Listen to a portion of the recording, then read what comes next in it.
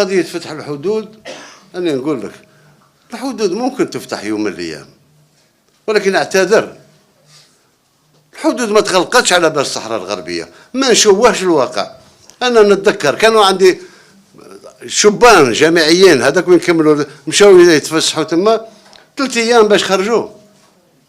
اللي لقاهم يعطيهم اللي كذا، حاشا الشعب هو اللي هربهم وحتى خرجهم من الحدود.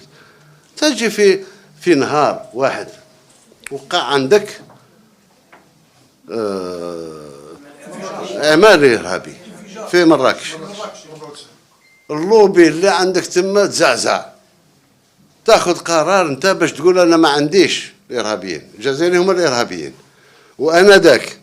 حدود فرنسا مبلع علينا، حدود الاخرى مبلع علينا، الطيارات ما تنزلش، تزيد تضرب لي حصار